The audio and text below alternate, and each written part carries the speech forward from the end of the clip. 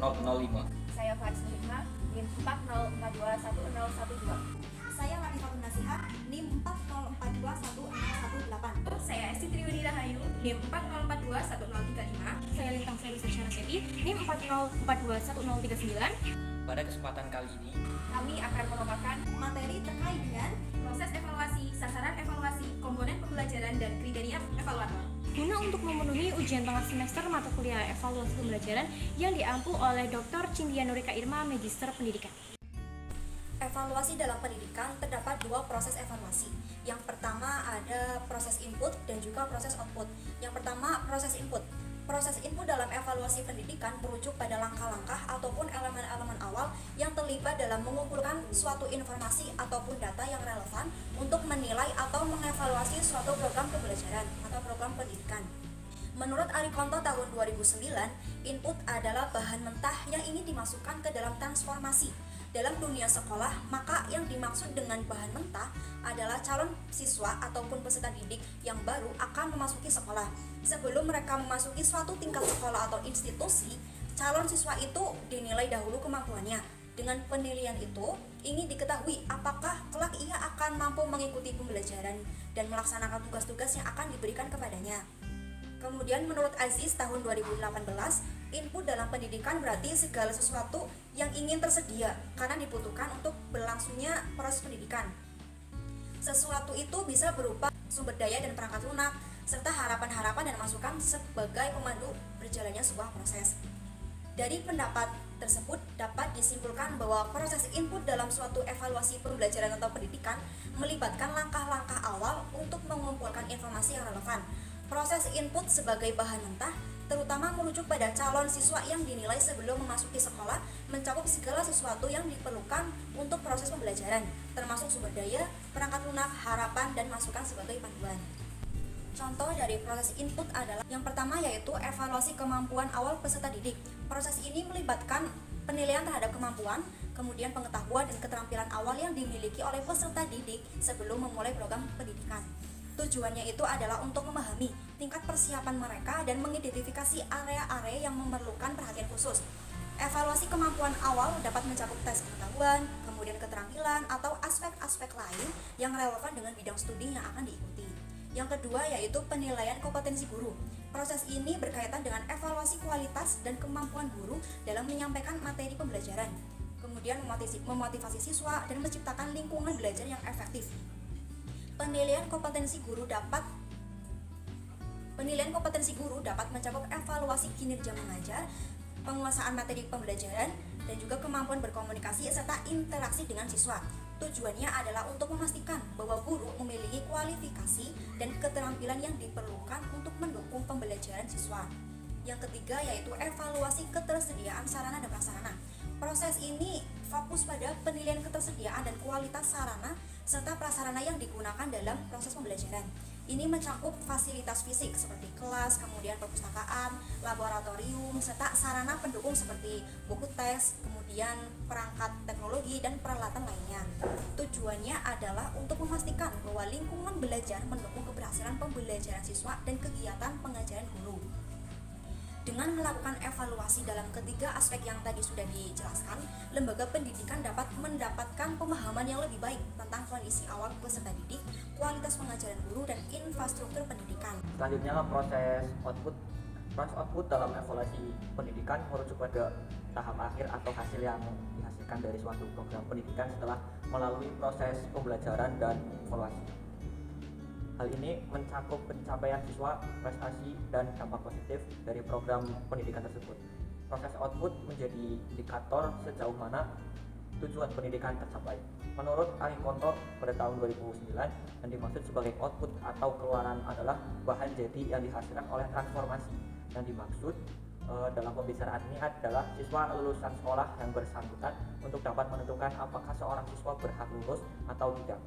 Perlu diadakan kegiatan penilaian sebagai alat penyaring kualitas. Menurut Nur dan Ibrahim, output pendidikan adalah merupakan kinerja sekolah. Kinerja sekolah adalah prestasi sekolah yang dihasilkan dari proses atau perilaku sekolah.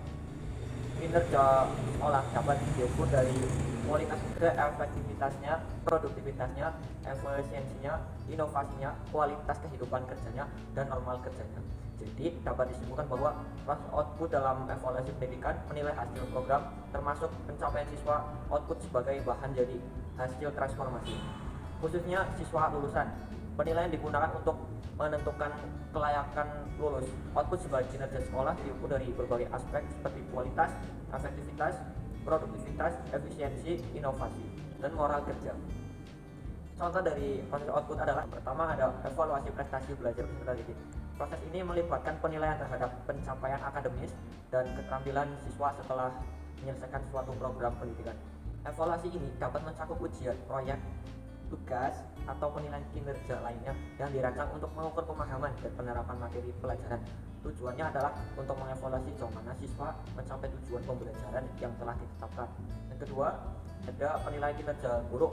Proses output ini fokus pada evaluasi kinerja guru setelah melibatkan diri dalam proses pengajaran. Evaluasi ini dapat mencakup penilaian terhadap kemampuan pengajaran, kreativitas dalam menyampaikan materi, efektivitas manajemen kelas, dan interaksi dengan siswa.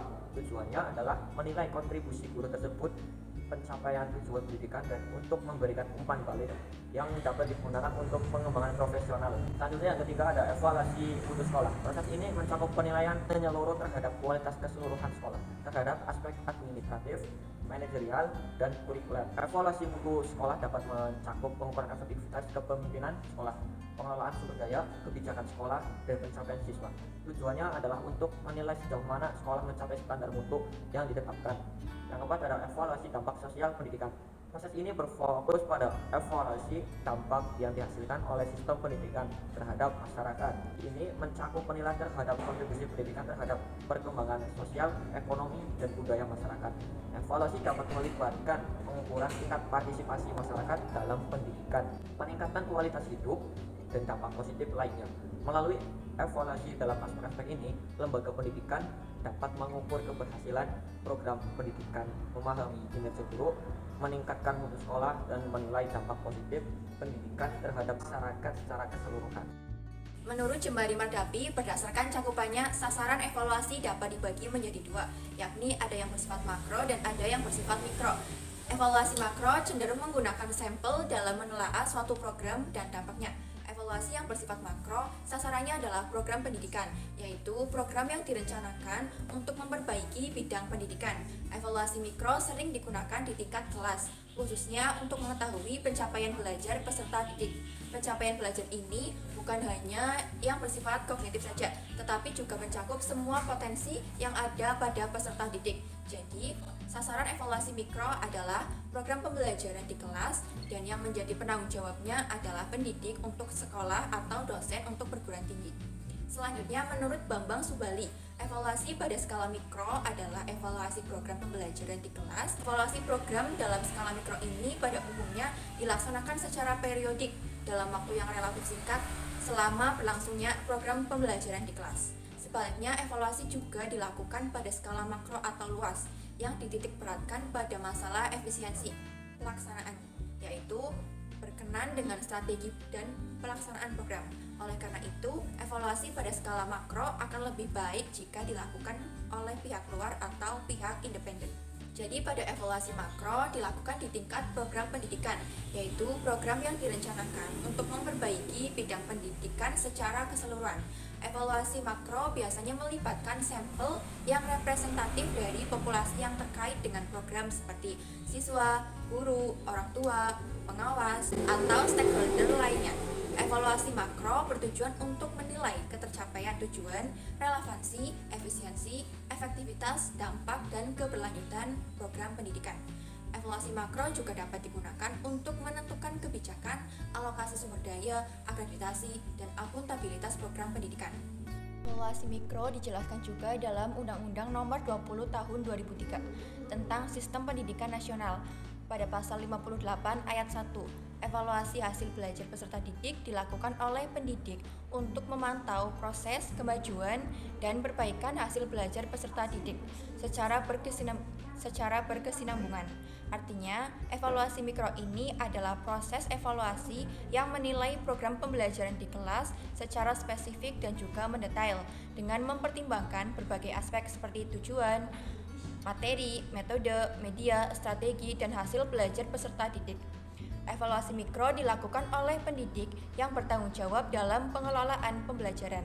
Evaluasi mikro bertujuan untuk memantau proses kemajuan dan perbaikan hasil belajar peserta didik secara berkesinambungan, sehingga dapat memberikan umpan balik, bimbingan remedial yang sesuai dengan kebutuhan, kondisi, dan perkembangan peserta didik. Contoh evaluasi makro yaitu evaluasi akreditasi program studi dan evaluasi kurikulum yang dilakukan oleh BSNP.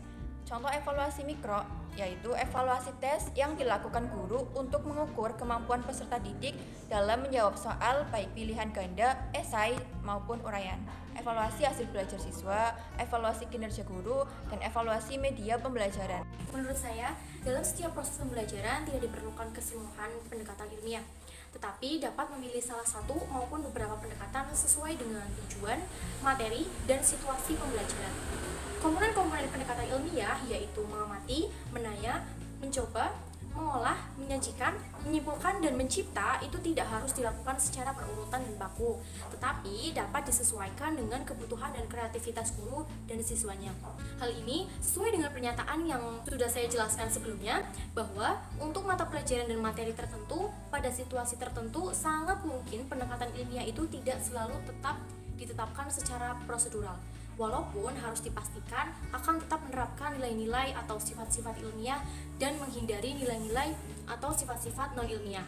Kemudian, menurut Kementerian Pendidikan dan Kebudayaan pada tahun 2013, pendekatan ilmiah untuk belajar sebagai konseptual itu meliputi bagian yang pertama yaitu mengamati, kemudian bertanya, bereksperimen, mengolah, menyajikan, menyimpulkan, dan mencipta. Semua mata pelajaran untuk topik dan materi tertentu dalam situasi tertentu sangat mungkin pendekatan ini itu tidak selalu benar dilaksanakan dengan cara prosedural, meskipun pelaksanaannya dipastikan tetap menerapkan nilai atau sifat ilmiah dan menghindarinya nilai atau karakteristik non-ilmiah. Contohnya, jika materi pembelajaran adalah tentang puisi, maka guru dapat menggunakan pendekatan dengan komponen menyajikan, menyimpulkan, dan mencipta. Guru dapat memberikan beberapa contoh puisi kepada siswa dan meminta mereka untuk menyajikan isi, tema, makna, dan pesan dari puisi tersebut dalam bentuk tulisan atau media lainnya. Kemudian, guru dapat meminta siswa untuk menyimpulkan ciri-ciri dan unsur-unsur puisi seperti bait, sarjah, irama, majas, dan sebagainya. Selanjutnya, guru dapat meminta siswa untuk mencipta puisi sendiri dengan menggunakan ciri-ciri dan unsur-unsur puisi yang telah dipelajari. Jenis penilaian yang tepat dalam mengimplementasikan pendekatan ilmiah dalam pembelajaran itu adalah penilaian autentik, yaitu penilaian yang mengukur kemampuan siswa dalam melakukan tugas-tugas yang sesuai dengan konteks nyata dan relevan dengan tujuan pembelajaran. Kemudian menurut Nur Hadi pada tahun 2004, penilaian autentik adalah proses pengumpulan nilai oleh guru tentang perkembangan dan pencapaian pembelajaran yang dilakukan oleh peserta didik melalui berbagai teknik yang mampu mengungkapkan, membuktikan, atau menunjukkan secara tepat bahwa tujuan pembelajaran telah benar-benar dikuasai dan dicapai. Penilaian autentik juga merupakan sebutan yang digunakan untuk menggambarkan tugas-tugas yang real yang dibutuhkan peserta didik untuk dilaksanakan dalam menghasilkan pengetahuan, memproduksi informasi.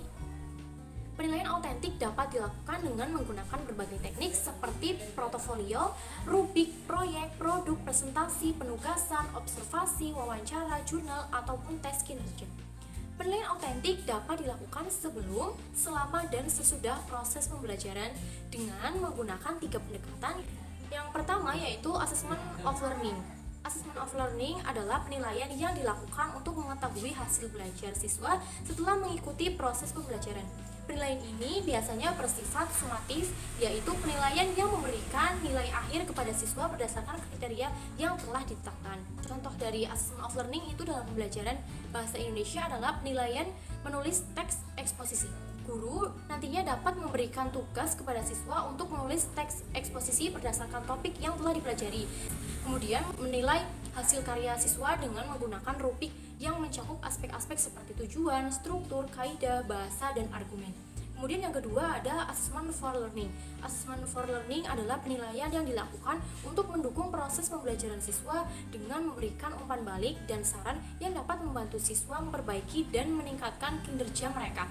Penilaian ini biasanya bersifat formatif, yaitu penilaian yang memberikan informasi kepada siswa tentang kekuatan dan kelemahan mereka dalam belajar. Contoh dari assessment for learning dalam pembelajaran bahasa Indonesia adalah penilaian membaca teks narasi. Kemudian yang terakhir ada assessment as learning. Assessment as learning adalah penilaian yang dilakukan untuk mendorong siswa untuk merefleksikan dan mengevaluasi proses dari hasil belajar mereka sendiri, serta mengembangkan kemampuan metakognitif mereka. Penilaian ini biasanya itu bersifat ipsatif, yaitu penilaian yang membandingkan kinerja siswa dengan kinerja sebelumnya atau dengan target yang telah ditetapkan. Contoh dari assessment as learning dalam pembelajaran bahasa Indonesia adalah penilaian membuat puisi. Evaluator perlu memperhatikan kriteria dalam melakukan evaluasi, karena kriteria sebagai patokan yang digunakan untuk ukuran atau tolak ukur perlu dibuat oleh evaluator karena evaluator terdiri lebih dari satu orang, sehingga memerlukan kesepakatan dalam menilai. Dan agar tidak terpengaruh oleh pendapat pribadi, karena sudah dituntun oleh sebuah standar. Dalam evaluasi, kriteria digunakan untuk mengukur ketercapaian suatu program berdasarkan indikator-indikator yang telah ditentukan. Kriteria disusun sebagai pedoman evaluator dalam melaksanakan evaluasi. Evaluator menjadi lebih mantap karena ada patokan dapat digunakan sebagai bukti pertanggungjawaban dari hasil evaluasi untuk menghindari subjektivitas evaluator dan hasil evaluasi yang sama walaupun evaluator berbeda. Ada beberapa alasan lain menurut Suharsini Arikunto tahun 2008, yaitu yang pertama, dengan adanya kriteria atau tolak ukur evaluator dapat lebih melakukan penilaian terhadap objek yang akan dinilai karena ada standar yang diikuti. Yang kedua, kriteria atau tolak ukur yang sudah dibuat dapat digunakan untuk menjawab atau mempertanggungjawabkan hasil penilaian yang sudah dilakukan jika ada orang yang akan mempertanyakan keabsahan lebih jauh atau ingin mengkaji ulang. Yang ketiga, ada kriteria atau tolak ukur digunakan untuk mengekang masuknya subjektif yang ada pada diri pribadi evaluator. Dengan adanya kriteria ini, maka dalam melakukan evaluasi, evaluator dituntut oleh kriteria mengikuti butir demi butir, tidak berdasarkan diri atas pendapat pribadi yang akan sangat subjektif. Yang keempat, dengan adanya kriteria atau tolak ukur, maka evaluasi akan sama walaupun dilakukan dalam waktu yang berbeda dan dalam kondisi fisik penilai yang berbeda pula. Bisa saja terjadi saat penilaian dilakukan penilai dalam kondisi yang tidak fit atau sakit atau sehat, maka hasilnya akan sama saja. Yang kelima, kriteria atau tolak ukur memberikan arahan kepada evaluator apabila evaluasinya lebih dari satu orang atau kelompok. Kriteria atau tolak ukur yang baik akan ditafsirkan sama oleh siapa saja yang menggunakannya. Akibatnya, jika evaluator tidak melakukan kriteria, yaitu kegiatan evaluasi tidak akan berhasil. Keberhasilan suatu kegiatan evaluasi akan dipengaruhi oleh keberhasilan evaluator dalam melakukan prosedur evaluasi. Selain itu, jika evaluator saat memperhatikan kriteria dalam melakukan evaluasi adalah penilaian yang dilakukan dapat menjadi tidak akurat, tidak konsisten, tidak relevan, tidak transparan, dan tidak bermanfaat. Penilaian yang tidak memperhatikan kriteria dapat menimbulkan kesalahan, kebingungan, ketidakpuasan, dan ketidakpercayaan dari peserta didik, guru, dan pihak-pihak terkait lainnya. Penilaian yang tidak memperhatikan kriteria juga dapat menghambat pencapaian tujuan pembelajaran dan peningkatan kualitas pendidikan. Kriteria adalah ukuran yang menjadi dasar penilaian dalam menentukan keberhasilan suatu program.